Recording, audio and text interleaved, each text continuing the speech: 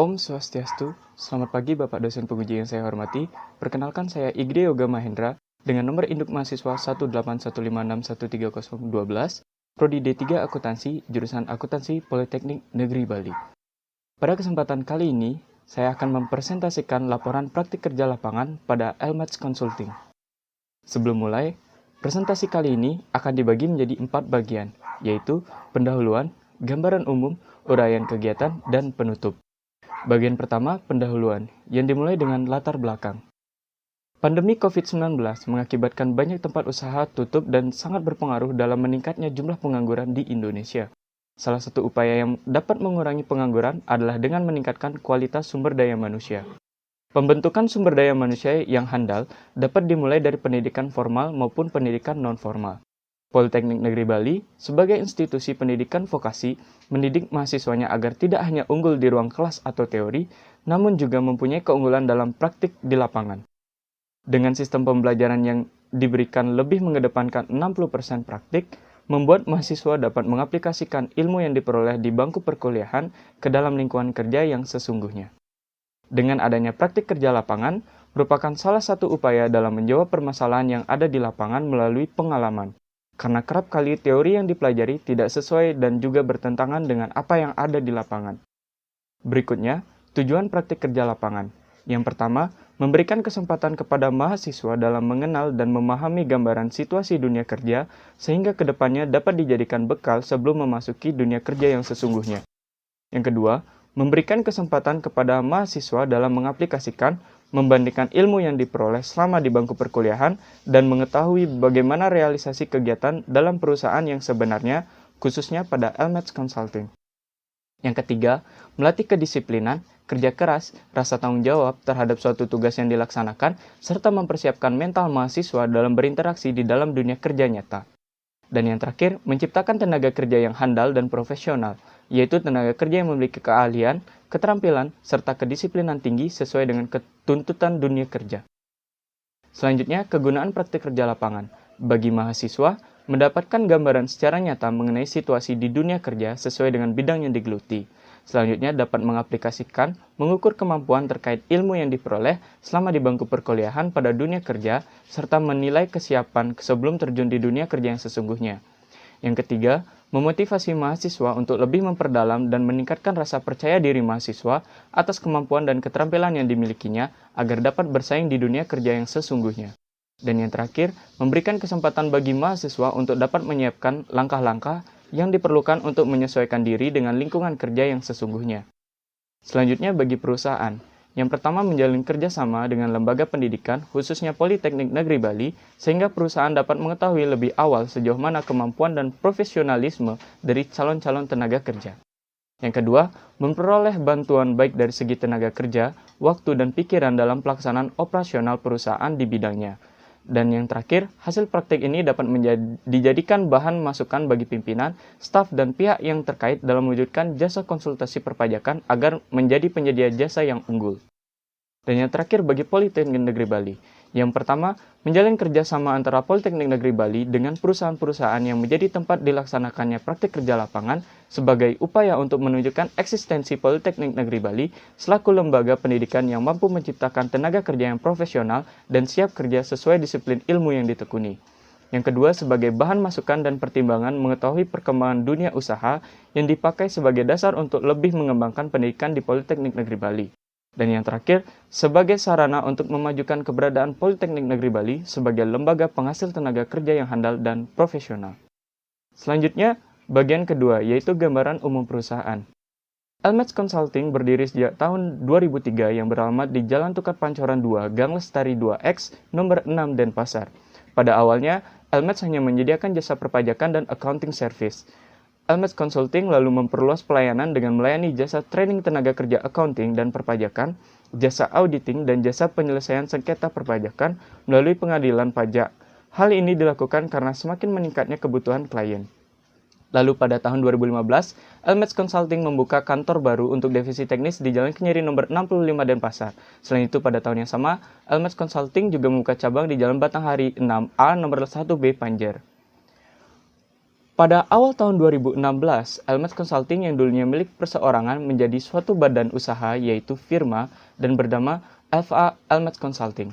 Bulan Desember 2019 lalu, Elmets Consulting membuka kantor cabang baru di Jalan Kemuda nomor 24 Denpasar. Berikutnya merupakan struktur organisasi yang dapat dilihat pada gambar 1 pada laporan dan diikuti tanggung jawab tiap bagian. Selanjutnya, kita memasuki bagian ketiga, yaitu uraian kegiatan praktik kerja lapangan. Kegiatan praktik kerja lapangan pada Elmets Consulting berlangsung selama 3 bulan yang dimulai sejak tanggal 1 Februari 2021 hingga 30 April 2021. Kegiatan praktik kerja lapangan berlangsung selama 5 hari dalam seminggu. Kegiatan kerja dimulai pada pukul 8 hingga pukul 5 WITA.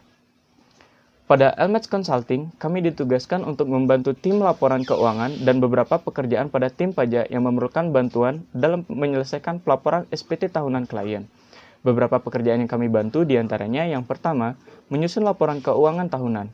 Rincian kegiatan dalam penyusunan laporan keuangan tahunan yaitu, yang pertama, mengumpulkan data dari klien, dilanjutkan dengan pembuatan daftar administrasi teknis, lalu menginput data transaksi dan rekening koran, dilanjutkan dengan mengcoding, setelah itu membuat daftar aktiva dan daftar penyusutan, selanjutnya membuat jurnal memorial, dan yang terakhir menyusun laporan keuangan. Kegiatan yang kedua adalah ekualisasi. Ekualisasi merupakan salah satu kunci utama dalam melakukan rekonsiliasi fiskal dalam SPT tahunan badan yang baik, yang akan berdampak baik pada kepatuhan perpajakan yang dilakukan wajib pajak, sehingga jauh dari kecurigaan penghindaran dan penggelapan pajak. Kegiatan yang ketiga adalah arus uang. Arus uang biasa digunakan dalam pemeriksaan pajak untuk melihat sinkronisasi antar beberapa data yang tertuang dalam buku harian pembelian, penjualan, kas dan bank berikut posting ke dalam buku besar masing-masing akun dan terhadap laporan pajak, masa, maupun tahunan. Yang keempat, mengarsip laporan pajak. Setelah melapor pajak, SPT, tanda bukti bayar, dan tanda bukti lapor difotokopi agar dapat disimpan sebagai arsip kantor. Segala data yang didapatkan dari klien dalam bentuk asli dibuat salinannya untuk dapat dijadikan arsip. Yang kelima, membantu menyiapkan berkas sidang. Pada beberapa kesempatan, kami diminta membantu menyiapkan berkas sidang klien yang meliputi pembuatan dokumen, pelegalisiran dokumen, pencetakan, dan penyusunan dokumen sidang. Bagian terakhir, atau penutup, berdasarkan uraian yang telah saya sampaikan, dapat diambil kesimpulan bahwa praktik kerja lapangan sangat bermanfaat bagi mahasiswa dan juga bagi perusahaan tempat praktik kerja lapangan tersebut dilaksanakan, sehingga dapat disimpulkan sebagai berikut. Yang pertama, praktik kerja lapangan dapat memberikan kesempatan kepada mahasiswa dalam mengenal dan memahami gambaran situasi dunia kerja sehingga ke depannya dapat dijadikan bekal sebelum memasuki dunia kerja yang sesungguhnya. Yang kedua, mahasiswa dapat mengaplikasikan, membandingkan ilmu yang diperoleh selama di bangku perkuliahan, dan mengetahui bagaimana realisasi kegiatan dalam perusahaan yang sebenarnya, khususnya pada Elmets Consulting. Yang ketiga, praktik kerja lapangan dapat melatih kedisiplinan, kerja keras, rasa tanggung jawab terhadap suatu tugas yang dilaksanakan, serta mempersiapkan mental mahasiswa dalam berinteraksi di dalam dunia kerja nyata. Yang selanjutnya, praktik kerja lapangan dapat menciptakan tenaga kerja yang handal dan profesional, yaitu tenaga kerja yang memiliki keahlian, keterampilan, serta kedisiplinan tinggi sesuai dengan tuntutan di dunia kerja. Serta saran yang ingin saya sampaikan selama mengikuti kegiatan praktik kerja lapangan di Elmets Consulting yaitu, yang pertama, bagi mahasiswa yang melakukan praktik kerja lapangan, diharapkan mampu menjaga nama baik Politeknik Negeri Bali dengan mengikuti setiap peraturan yang ditetapkan oleh perusahaan. Yang kedua, bagi Politeknik Negeri Bali, yaitu sebaiknya pemantauan terhadap mahasiswa yang sedang mengikuti PKL agar lebih ditingkatkan lagi untuk dapat mengetahui dan melihat bagaimana mahasiswa mampu beradaptasi dengan lingkungan perusahaan. Dan yang terakhir, bagi perusahaan, yaitu dalam penyusunan arsip-arsip yang berkaitan dengan SPT badan maupun dokumen lainnya, sebaiknya disusun berdasarkan nomor dan ditempatkan pada tempatnya masing-masing agar nantinya lebih mudah untuk mencari arsip yang diperlukan. Sekian presentasi yang dapat saya sampaikan, mohon maaf bila ada kesalahan, dan berikut merupakan cuplikan video dokumentasi kegiatan kami saat menjalani praktik kerja lapangan di Elmets Consulting. Terima kasih. Halo, selamat datang di kantor cabang Kenyeri Elmets Consulting. Saya Gede Yoga Mahendra akan memandu office tour kali ini. I don't think I'm ready enough for that jelly, my honey like Winnie the Pooh. Saat masuk ke kantor, ada baiknya untuk mengecek suhu badan terlebih dahulu untuk menjalankan protokol kesehatan. Feel like I'm stuck in a loop. What's in your fridge? You ain't got water? Okay, then honey will do. I'm pitiful, pitiful. I got rituals that I keep sticking to. I got money that I Baik, should be ruangan carrying. pertama adalah ruangan kantor jasa akuntansi. Pitiful, pitiful, having trouble with all my syllables. Yeah, I love you, but I'm so miserable. I'm so miserable. Ooh. Ruangan kedua adalah ruang arsip, yang pada saat praktik kerja lapangan digunakan oleh mahasiswa praktik kerja lapangan. Disinilah kami bercengkrama, beraktivitas, membantu mengerjakan tugas. But I think I'm gorgeous. Sudden love in me, darling. Raindrop keep Pada Elements Consulting, stuck in an apartment. setiap harinya dalam seminggu memiliki seragamnya yang berbeda-beda. Darling, rain keep falling. I beg your pardon, but you're just like poison. Sudden love in me, darling. Fasilitas yang tersedia di Elements Consulting sangat cukup dan memadai. I need blessings and an hallelujah, cause I don't know how I'm Saatnya kita lanjut ke lantai 2. 42. I feel like Toby Lou. Breakfast for dinner, you ain't got milk?